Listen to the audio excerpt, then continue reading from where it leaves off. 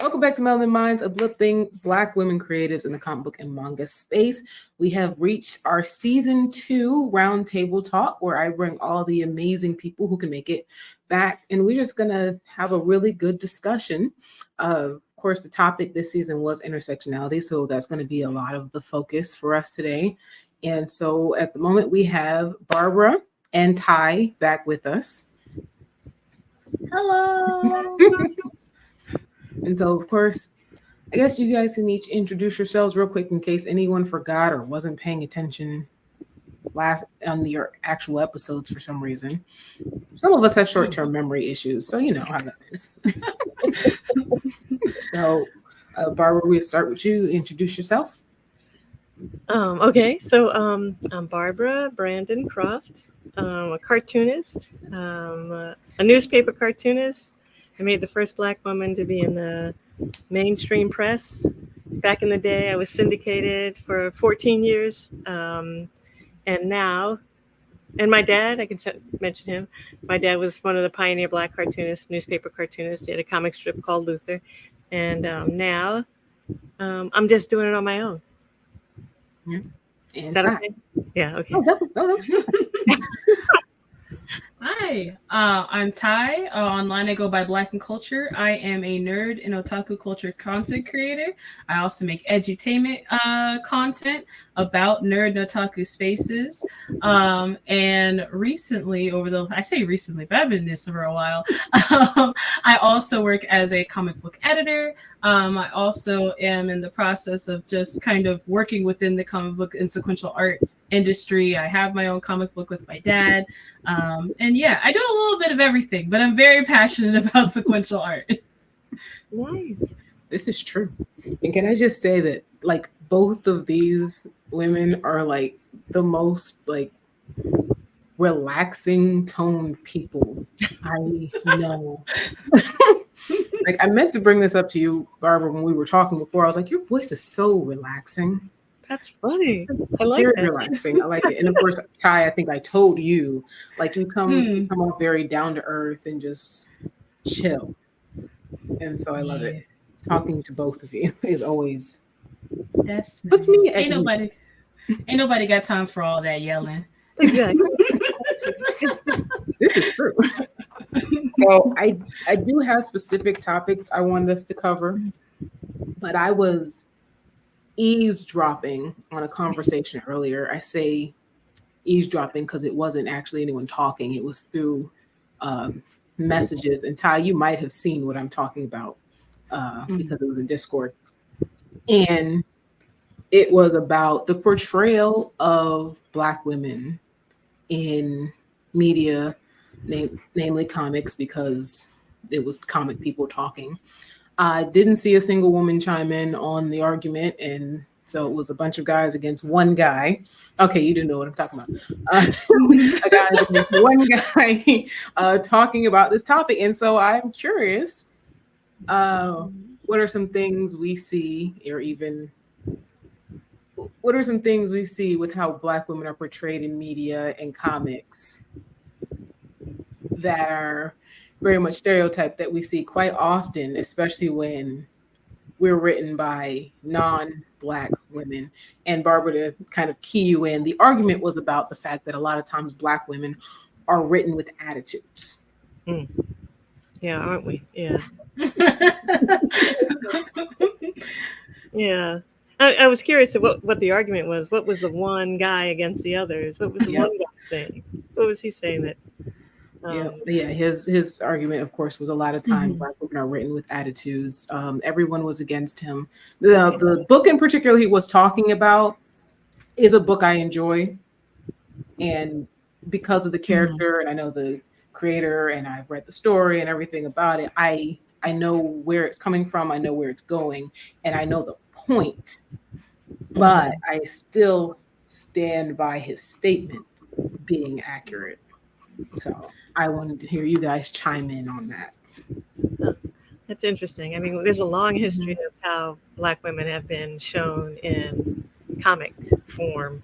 You know, we're either the mammies. I mean, from way back when, because I can add the historical context. because I'm old. But from way back when we were seen as mammies, and then we were also these hypersexualized beings, and there was, and then we were the angry black woman, and so it's interesting that that's the way we're seen, and I remember at some point going somewhere to talk about my comic strip was all black women, talking about stuff, and somebody in the audience saying, "So how do your women talk? Do they talk jive?"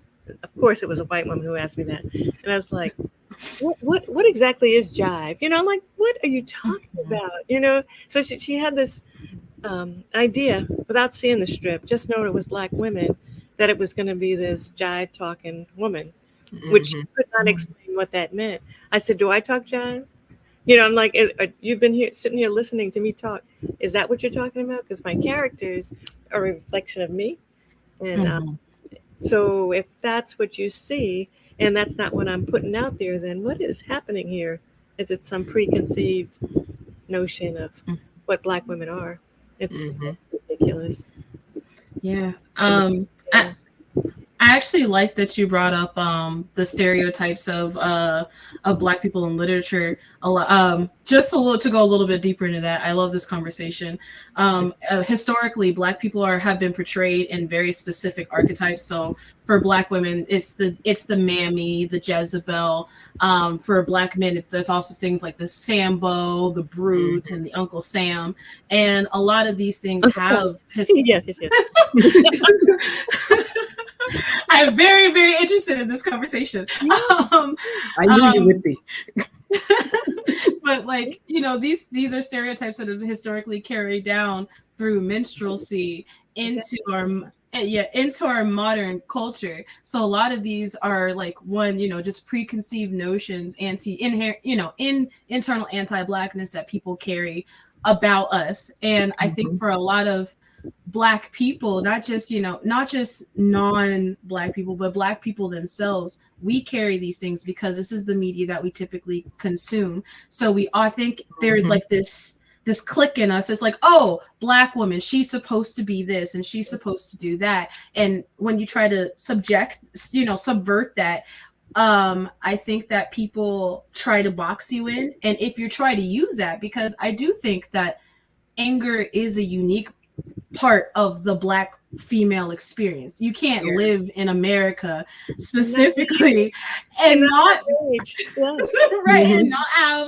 not be a little upset and not be pissed off. Like the world we move in is so it's not saying that it wants us to be angry, but I can't imagine you being a Black American woman and not having a little bit of anger in you. So I think there's just a lack of nuance that people have about the people, either the creators who are creating these black female characters may not actually just have the depth to create characters that are fully rounded, or maybe they don't understand what the character is going for. Because if I'm not mistaken, the character that we're talking about is a concrete character, and mind you, I'm very familiar with these characters. The movement is that she is a little brash. She is a little angry, and there's nothing wrong with that. I think that's cool. You can be an arrogant, rude, mean person, and that doesn't necessarily speak to you being anything less than human. And I think that that's their way of dehumanizing people by saying, "Oh, she's the angry Black woman," as if we don't have the ability to be angry, or we can't be upset, or it's just a lot of just diminishing us as full people. And that just it really upsets me to think that, of course I was at work, I couldn't participate in this conversation, but we're these full people, and it's just like when you box us, when you put this in these archetypes, you just completely dehumanize us, and you remove all the depth from Black women. And that's just it's such a sad sight to see, especially and I was having this conversation in another space as well about how there is always going to be, especially when Black women in literature, there's always going to be a debate, in my opinion, that is about how is that person supposed to act? If Exactly. never there is a conversation to be had about how characters are supposed to act, if there's a Black woman in it, they're going to debate, oh, she's supposed to be angry, she's supposed to be this, she's supposed to be that. And I personally am not, I feel like if it calls for it, the deep analyzation of this character, sure, but it's sometimes it's not that deep. And I think that with that conversation, probably why I didn't feel the need to uproot my whole day is because it's not that deep. It's she's just a brash character. She's a superhero. She's I mean, if I had superpowers, right, like if I had superpowers, wouldn't I feel, I'm not saying I would, I'm just saying, you know, if just, you know, if I were blessed with superpowers, I don't know, I might punch a wall from time to time. It's a cool thing to do. It's a great power to have. And I don't know. I feel a lot of different feelings, but mostly I just feel like it's a moot point to bring up the fact that she's angry and that all Black women in media are angry, because one, that's not true. Two, I just feel like people just don't have the depth to be having these very, very interesting conversations online. And I just wish sometimes perhaps they would read a book, perhaps they call a friend, perhaps they Google. Yeah. You know? Yeah. Mm-hmm. And to add to that, I think the idea of Black women being angry, Black people are angry. We should be angry. We know the history. Mm-hmm. We know what we're going through. We have it. Mm-hmm. We have it under control. You know, a common phrase that I could hear my dad saying to his friend. He's like, "How you doing? Maintain it." It's just trying to maintain your cool. You're just trying to maintain your cool, because it is under there. Sure, we're angry, but that's not all we are. And can an individual character be soft and kind and then get angry as well? You know, it's like you have to have, if you're going to be fully human, to your point, you know, if you're going to take away, dehumanize us and make us one thing, that's unfortunate, because we're all these things. We are all these things. And I felt fortunate to have different characters that I used with, you know, that I worked with, and I would have certain ones be certain ways, you know, typically anxious or typically pissed off or talk. Oh, so we got. Hi, Sarah. Yeah, all those things. And I like being able to have these Black women talking to each other. And sometimes one is rolling their eyes at the other one, like, you're saying that again. I mean, with a full range, you know, it's like, and sometimes we're really angry. Yeah. Too. I think it goes back to where Ty said at the beginning, nuance. Yeah. Because a lot of times when non-Black women write Black women characters, they do tend to write us with an attitude and angry, and it's one-dimensional. And that ends up being the biggest problem. Is they don't see the different dimensions we have. Of course we're angry. Yeah. And so it was one of those weird things where it's like, I agree with him that a lot of the times Black women are written with an attitude. And then they keep us one-dimensional in that sense. But I also believe that we have to look at the details, because for this character in particular, it made sense. She's not a one-dimensional character. She has many sides to her, and we see all of those things throughout her story. And it's why I actually really like the book. And also the other reason I like the book is because the writer has gotten input from multiple different women in his life. So it's not like he just made this up and was like, yep, this is how it's going to be. No, he did what we keep saying. Get a Black woman you know and have her be involved in what you're trying to do when you're writing a woman. Like, this is what makes sense. I agree. Sarah. Sarah is now here. Yay. Hi, Sarah. I apologize. Welcome. I'm gonna let you introduce yourself real quick, and then you can jump in. We're talking about there was a conversation earlier about how Black women are often written with an attitude. And so just basically talking about the nuance around that kind of topic. Yes. Well, I am Sarah A. Macklin. I am a comic book writer and artist, and a prose author. So I recently produced my first graphic novel last year, The Violent Vixens Ride Again. And yeah, with the Black women being written with attitudes, that's the fastest way to get me to not finish a book, to turn off a show, because he's like, yes, we have reasons to be angry, but we're not angry all the time. All the time. We have a All range. the time. Yeah. Thank you. A complete and utter range. It is a whole rainbow, a whole cornucopia of emotions, and we need far more properties to reflect that. Mm-hmm. And that is the importance of having Black women in the room. Exactly. Mm-hmm. Absolutely. All right, I wanted to get that soapbox on there real quick. It's right in the original plans, but I felt like it was relative, and we should discuss it. Yeah, absolutely. I do want to discuss how seeing different intersections can lend to positive self-image among Black women. So of course, we don't get to see we do when we do see Black women, especially not written by Black women. We usually see one trope, not a lot of dimensions. Mm-hmm. But when we see that positive portrayal of our intersectionalities, whether that's just Black women or gay Black women or like any of these things, talk about how that can lend to a positive self-image. Mm-hmm. I'm so glad you brought this up. I was just talking to somebody about this yesterday. Me and my partner, we were watching a YouTube video where it was talking about how, of course, I'm aging myself here. I'm not very old. I'm only, You're not I'm not very old. I always like to brief it because of course my older Black women, they're like, "What you know about that?" It's like, I don't know anything. I'm so sorry. I don't know. Person in here right now. I'm a little I call her a young lady, but that woman that used to go to church with me, she said, "You a teapot, don't even know what your spout looked like." I was like, I sure don't. Wow. Never heard that one. I know. That's how you know from the South.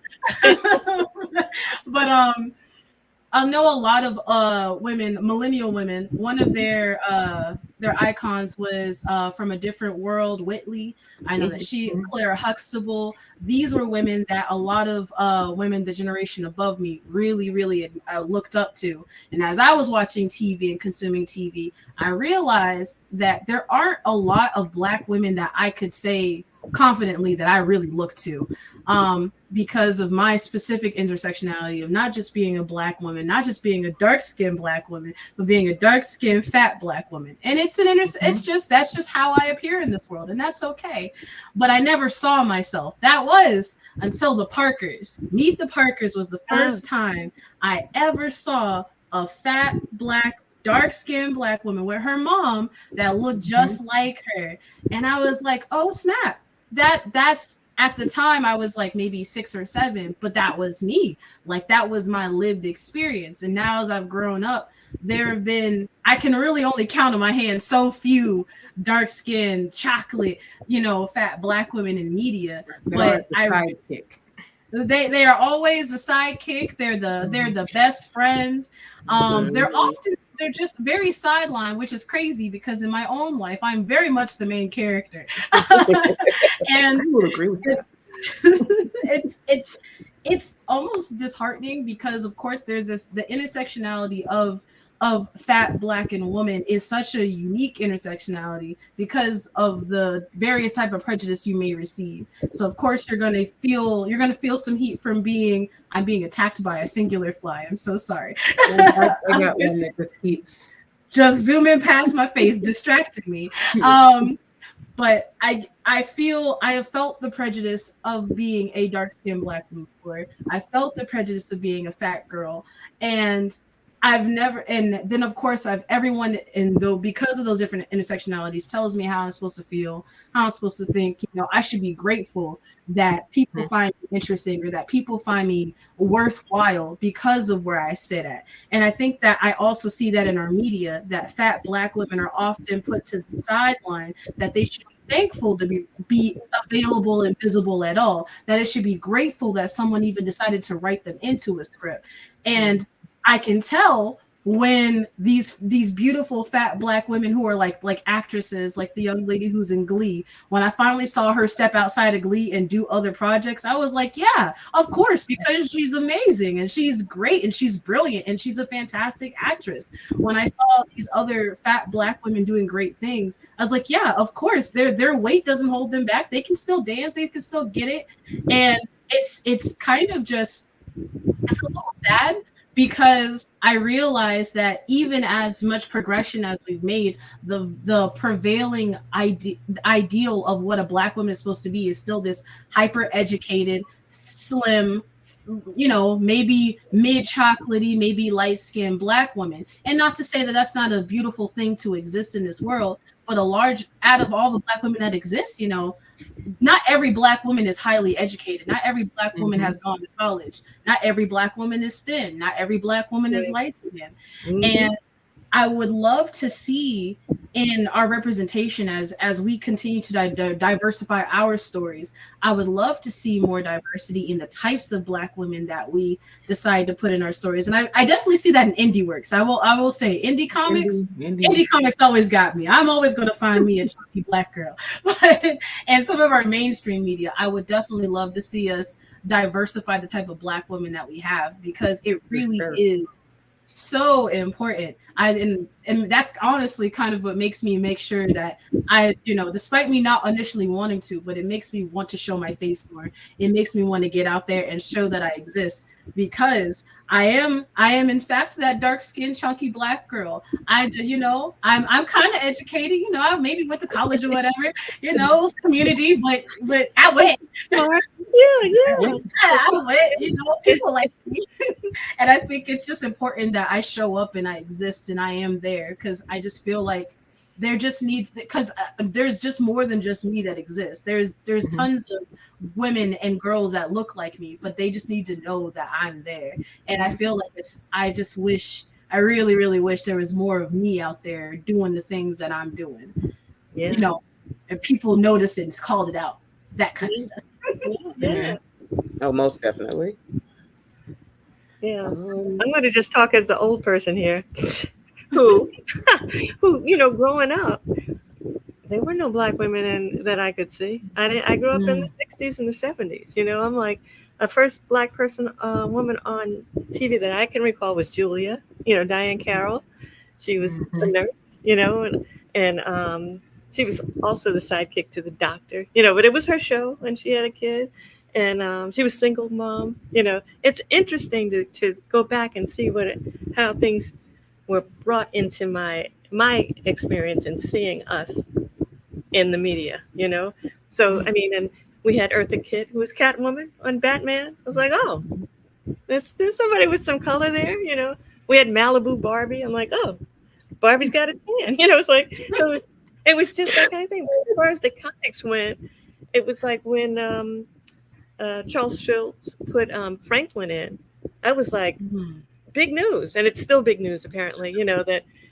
That you finally saw something that reflected who you were, and I talk about this before, but it's that when you're not seen, when you aren't there, you are just resigned to being other. It's like I am not part of what the rest of the world is doing. Everything else is normal, and I am other. And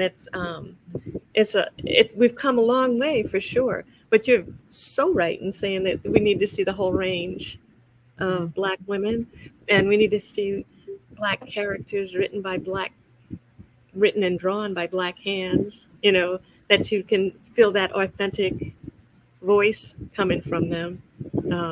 So yeah, it's just a different experience that I've had growing up, and in my world, it was all white. Everything was white. And that's just the way it was. Luckily, my dad was, one of the pioneer Black cartoonists, putting Black characters on the page. They were kids, and but I grew up with a certain knowingness about what the world was about, and what he did very much informed how I became, a person. So I just want to throw that in. Sorry.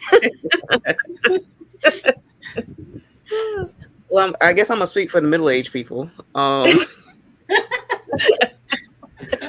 But for me growing up, I did not have a lot of Black friends I was really close to outside of like church. But even with those kids, I was still kind of an outlier. I was the oldest. I like to read like fantasy and science fiction. So while they were all carrying on, I was like sitting in a seat at the bus with my issue of fantasy and science fiction magazine, not talking to anybody. Or like I'd be the one getting my homework done on the bus, not because I was so studious, but because I wanted to go play video games when I got home. But so it's like for me, when Living Single came out, it was the friend group I wanted and hoped I would find once I like went to college and was free and got to be around more people of more like mind to me. And in them all I found aspects of either what I was or what I wanted to be. Yeah. And there were two fine guys. So it's like, to see a Black woman who was owning her own business, and it wasn't like it was something creative. She was owning a music magazine. To see Max, who was a lawyer, but she was just crazy as all get out. Even Sinclair, who kind of had my sense of humor at the time. And I knew I could be just as airheaded as her when I just didn't feel like thinking. So it's like, I want to see more like that in comics. And we're starting to get there, particularly, like we said with indie, but it's like mainstream. I want them to get there. I so want them to get there. And I guess we just got to keep on pushing. Keep on pushing. Yeah. I just, I feel like I'm tooting my own horn, but I'm just going to let you guys know that, when in the 89, when I first got in Detroit Free Press, I had this cast of Black women, talking. And then I got syndicated in 1991. And Hollywood did come calling. And I did have meetings and all that to do a show. We did talk about something very similar to what ended up being the show you're talking about. I'm not saying anything. I'm not suing anybody. I'm just saying. It was like all in my stuff. And I was living in Brooklyn. I had I had two roommates and another girl and two other women in the building, Brooklyn, Brownstone. They were like, oh, so much of it was stuff that we talked about. Didn't happen. It happened for me. It does make me feel like it was good enough to be that. You know what I mean? That the idea itself was good enough. If I was living in large now, I'd be very happy. I'm not. I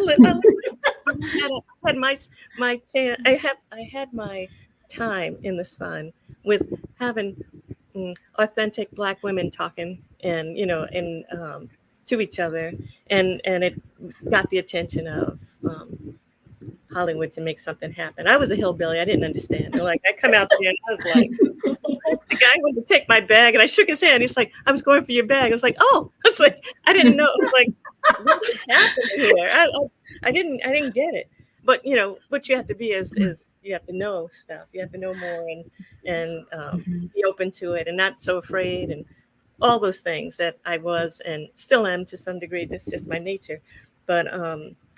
But yeah, and I just I felt so my very first book that the Syndicate put out was a yellow soft-covered book, and Ruby Dee and Ossie Davis wrote the foreword for it, and they said something about that my strip should be in a time capsule, so people can years from now understand what Black women were going through. It's like that's like so that just, melts my heart, to think that I was able to show a range of women, and some of them had attitude, some of them didn't, some of them were dealing with this, some of them weren't.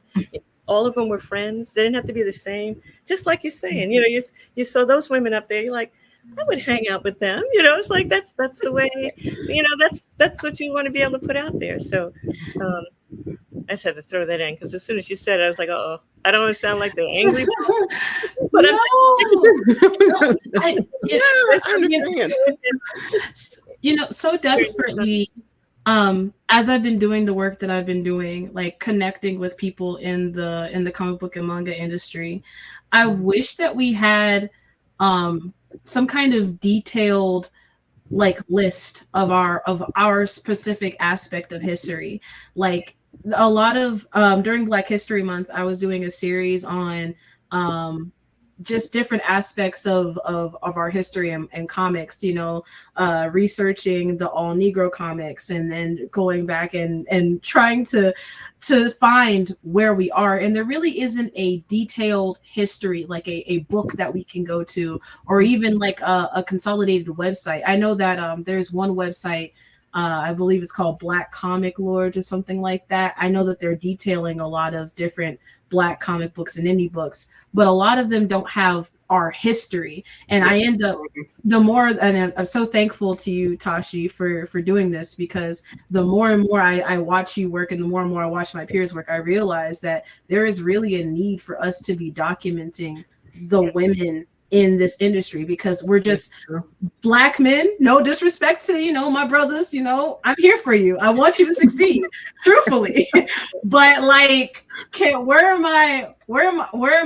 my mothers? Where are my sisters? Where are my aunties? Where are my non-men? Like, where's Right. our lineage? Where is that documented, so I can look back and go, oh, so I know that Stephanie Williams, who's the writer of Niobe, I know she's there. I know she exists, because prior to me going and visiting her in person, had no idea that she exists. Not to say I hadn't read her work, because the crazy part is I had read her work. I just didn't know it was her. And as you've come on, I realized the book that you wrote, I read 2 weeks ago. I've already read your work, but I didn't know it was you. I made no connection. I had no connection. You're not saying, I'm nobody special. I don't need to know who you are or what. I don't need your phone number. But like, I just something to document, to say that we're here, we exist, that these people are there. And there's nothing like that exists in any, meaningful way that I feel that I have seen, or I would love for our people to connect with. And I just feel like that's definitely, I don't know, that might be something I just have to take on. I realize if I don't see it, I might just have to do it myself, and that's okay. You beat me by like 5 seconds. I was like, if I don't see it, I would do it. You gotta do it. Because I realized that there is, I wouldn't call it an oversight, but there's this place missing where our stories aren't being documented. Our work isn't being cataloged, and that's so necessary, because when speaking candidly, when white folks are like, oh, well, what have you done recently, I can say like, oh, well, you ain't know, my auntie wrote this, don't you know? My sister right here, my big sis right here, oh, she wrote that. Like, I just gotta, because I gotta plug the family. Like, I can't be out here not showing off who's around me. Oh, you Tashi? Don't you know that's big sis? Tashi wrote this. Tashi and family. And it's so important to me. We really, somebody gonna have to get on that. I guess I gotta write that down. All right, we're taking notes. This is a new project for us to do now. Because, right, like you said, Black Comic Lords, they're doing, I think currently it's like a documentary on Black comic collectors specifically that they're doing. They're traveling the country, and I have seen all men. All men. And even there is a book. I had the name in my head like a little bit ago, and then I completely lost it. But it's a book on the history of Black comic characters and creators. mostly touches on like Milestone and All Negro Comics, and it's mostly talking about the men that were involved, of course. And again, that's not to put a damper on what they've done, because they've done a lot, but we're always missing in the equation somewhere. Yeah. Every time. I can't remember my guy's name. He did a book. I mean, we actually tried to work on a book together, because that actually was my idea, to try to do something like that. You know, I don't know enough about comic book art and comics in that way, but I had this sense of maybe doing something about newspaper comic strip artists, and Stephen, what's his name? I don't know. But he ended up, we were working on it together for a minute, and then he lost his job. I still had a job. He had the time. He put it out, and you know, all is well and all is good. And also, what's her name? Has the comic encyclopedia. But it's not put in context. What I liked about the idea was, what I was trying to hope that we could have done was to talk about what was going on in the world and why it was so important for these Black characters and these Black artists at this time. So it was like doing it through the decades, because each decade I wanted to be able to say that how many lynchings were during that year, you know, during that decade, during this is why we were coming from where we're coming from, why we have this angst, and why we, you know, are just trying to maintain all the time. We're trying to maintain our cool so we don't explode. You know, we're like, and shame on you, white folks. You know, it's like, you should know this stuff. You know, it's you know, it would be something to, it would behoove you to know this history. You know, it would behoove them to know this history. Yeah. I couldn't come up with one name or one title of one book while I was saying that. Sorry. You weren't the only one. No, I'm still sitting here trying to figure it out, and I can't remember right now. And I think it's a documentary on Black women in sequence. Oh, look at that. Okay, that's cool. I like that. I need to look that up. You got one? Yes. Okay. Nice. I'm happier than a pig in slop right now. No, I think that's amazing that that just the one even exists. Yeah. What I think that I know, of course, you know, I'm a kid of the internet, so I'm always like, I want a database. I want like how Marvel has it, where you go in and you type in someone's name and pop, there's their information, their biography, all their books. But that's just because, you know, I'm extra and I like I like that, because not everybody wants to pick up a book sometimes. Yeah. That's true. Exactly. And also I love how you had said where, like, what's happening at the time, like how many lynchings, what protests were happening, what was going on socioeconomically. I think that's also what was right at that time. Yes. Like that's so important as well, because like thinking about the last 5 years, like how many, like the big boom of Black indie comics. So main reason why that happened was because of the George Floyd protests and this hyper visibility that Black creatives had on them in all different industries. And now everybody wants to, you know, be Black power for a moment. And I think that's an important. Because back in the 60s, that's when I was around, you know, when the cities were on fire, you know, and they were like, we got to get some Black comics in here. That's how my dad got in there. They put the focus on you when things are getting hot, you know. They're like, wait a minute, we got to make sure Black folks are okay.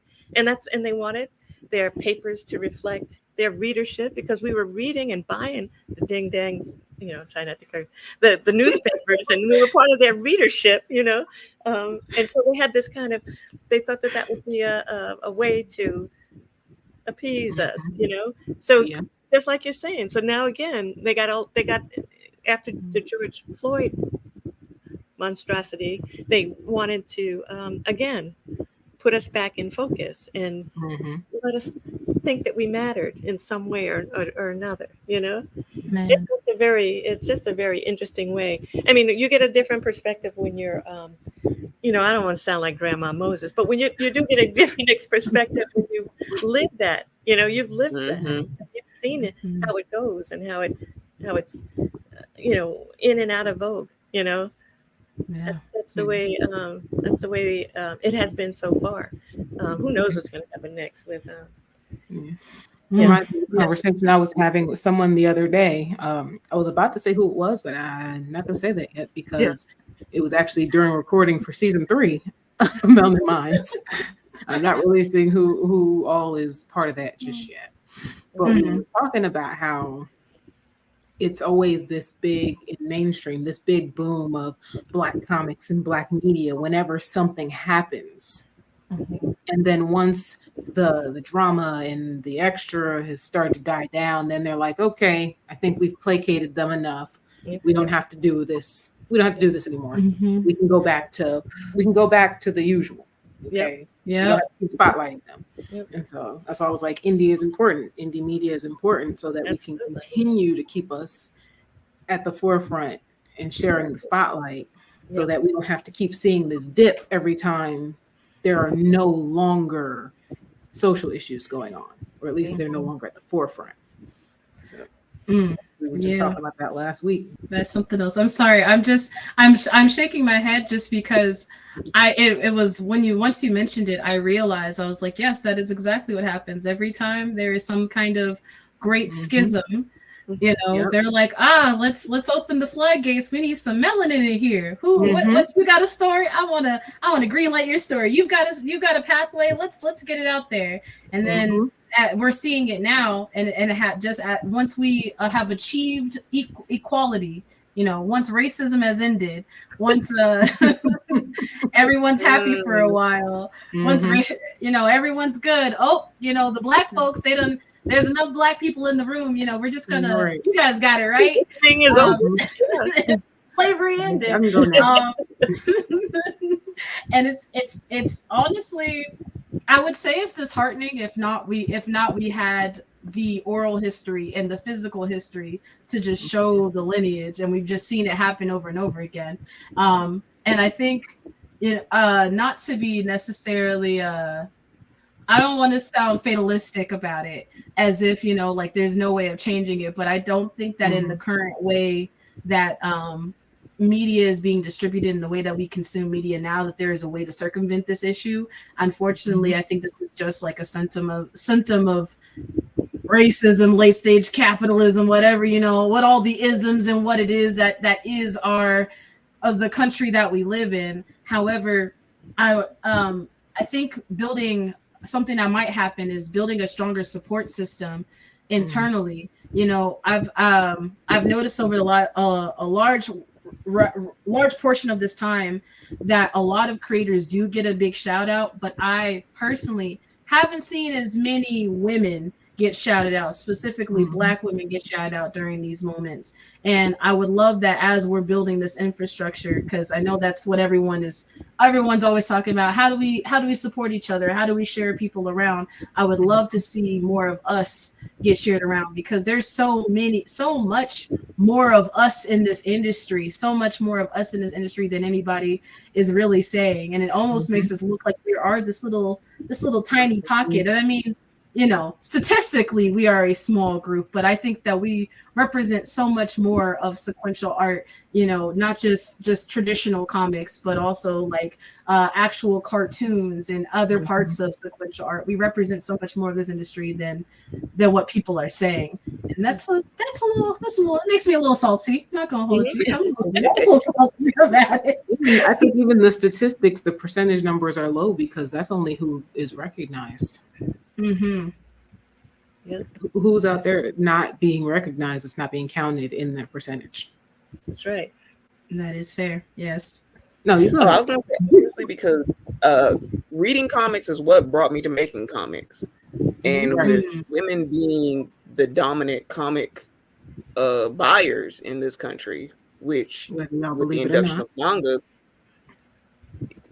that's been proven year after year. So there cannot possibly be a small number of Black women making comics if we out there reading them all. It's just statistically impossible. So it's like we just got to shine the light and get the flashlight out and go out there and be like Pokemon, got to pick them all. I was going to say, speaking of sharing each other, think we've come to a good point where we can go ahead and everyone share their socials as we start to close it out. Even though this conversation was so good, it could probably go for like another hour at this point. But we will go backwards, which I guess it's kind of backwards. Sarah wasn't here, so starting there and then go around. So starting with Sarah and whipping around to Ty, and then Barbara, give the socials. Okay, so you can find me on Blue Sky and Twitter or whatever it's called now, as Killian Fantasy, KILLIN Fantasy. I'm on Instagram as Sarah_Macklin. And you'll never find me on Facebook because I only get different requests. She does have a website and a Ko-Fi. Oh gosh. Okay. Website is sarahamacklin.com. Yeah, and Sarah Macklin on Ko-Fi. Okay. Love that. Just putting that into my browser. While they're doing that, is it Ko-Fi or is it Ko-fi? Like, I never know. I call it Ko-fi. But I get why people would call it Ko-fi though. I call it coffee because I am Southern and I am getting in my middle age and I refuse. I keep hearing Ko-Fi, Yeah. but I was like, everybody's always like, buy me a coffee. So I was like, is it supposed to be Ko-fi? But everybody I know keeps calling it Ko-Fi. And so I'm just confused. No, I've been calling it coffee for a while, or I call it Ko-fi. But at this point, you know, people, when they make their fancy businesses, they should have a phonetic little audio button next to it so I can press it and hear what the business sounds like. Because other than that, your business is going to be whatever I call it when I call it out. But yeah, my name is Ty. I am Black in Culture everywhere. That is BLAQUE, the letter N, KULTURE on all platforms, even Facebook, which I don't go on. I also have my own website, the same thing, blackandculture.com. And I have my press company, that's B&K on Tour. All of that's on my website. That's where you can find me. That's where me and my team will be. Yeah, that's it. I just be out here. I actually don't know. I don't know what coffee. Oh, I don't know what that is. No, you're good. It's a how do we explain this? Yeah, so basically it's a platform in which you can, kind of like how a website works. It's a separate website where you can put all of your folks into one place and they can actually pay you to, you know, for specific services, kind of like Patreon, if you ever heard that. It's basically just a subscription based. Is that like that? Yeah. Yes. Actually, So it's actually more like Substack. It's a subscription based site. Yeah. You can have a free tier for people can just enjoy your content, or you can have a subscriber tier where people can pay at a certain level, or there's a tipping feature where people can just tip you a certain amount. Oh, nice. And you can have a shop. And yeah, right. And you can have a shop. Their shop is on hers. Oh my! You can have a shop. Yeah, I'm learning. I learn something new every day. I like that. Thank you, ladies. I learned about Substack when I went to Nigeria. What? I met these Nigerian cartoonists, and they're like, "Yeah, you gotta go in Substack." I was like, "What?" So to be fair, I learned about Substack like late last year myself. Okay. Yeah.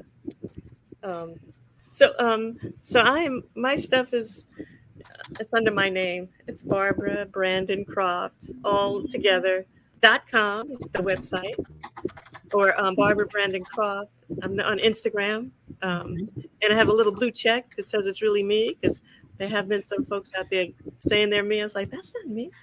So I have a little blue check on my Instagram, and then I am also on Facebook. But I'm old. That just goes to show you. That's how I keep in touch with all my high school people. And tell people, oh, we had our anniversary. You know, you tell all those kinds of things. But I also post my strip, because I'm not getting paid anymore. I just do it because it's killing me not to do it. It's like I have to do something, so I put it out there. So that's where you find me, under my name. Not clever at all. Barbara Brandon Croft. Perfect. It's simple. It's And beautiful. that's what we need. It's beautiful. It's easy to find stuff. Oh, that's too funny. And of course, she's not getting paid by syndication anymore, but I said it before. She has a whole book. There's a whole book filled with her strips that you can buy. And it is Eisner nominated now. It is. So make sure you pick that book up. Yeah. Thank you. Of course, also Sarah has all her stuff on her Ko-fi, coffee, whatever it's called. She has a shop on there where you can pick up her comics. They're really cool. They're really fun. I enjoy them. And of course, Black and Culture, B&K on tour. Support it so she can get to more conventions. Yes. So we can I want to get paid. All over the pay place. A Black woman. Exactly. Paid to be at these conventions. Pay a Black woman. Pay every Black woman here. We need money. You love us? Put money in our bank accounts. Cash App, Zelle, PayPal. Buy our books. You love me? I'm gonna put everybody's Cash App in the description. Black History Month coming back up. Don't you Cash App me some money? So support all these beautiful women because they're doing awesome things. And so now this would be where I would put the creative challenge stuff. After that, we have our little fact that I had to rewrite because I accidentally deleted it the other week. And so now it's not worded the way I wanted it to be. But Luna is among the few romance comics to feature a superpowered Black woman in a main role in a healthy and thriving relationship, and is written by Carla Madrano of Concrete Comics. Ooh, so if you haven't checked out Luna, issue 2 just got sent out for the Kickstarter, which means it's also now available on the website. So you might want to get yours before it sells out. I'm just saying, they sell out a lot. That is everything. Yeah. Okay. Oh, wait, me. Duh. You can find us at midnightcomics.org, or you can find us everywhere as Midnight X Comics, except for Facebook and YouTube, where we're just Midnight Comics. If you're looking for me specifically, you can find me at official_TOSHIJ everywhere except for Facebook and YouTube, where I am just Tashi J 89, and I don't have a website right now because thank you guys for tuning in for the season 2 roundtable. I really enjoyed this conversation. I actually had like one more topic I was thinking of doing, but it wasn't needed because this was good enough. This was so good, and I thank every one of you ladies for being here and talking to me, and just you guys are all great. Support them, please. Yeah. Or I could threaten you instead. But anyway, thank you for tuning in to Melanin Minds, and I will see everybody for season 3. That's it. Yay!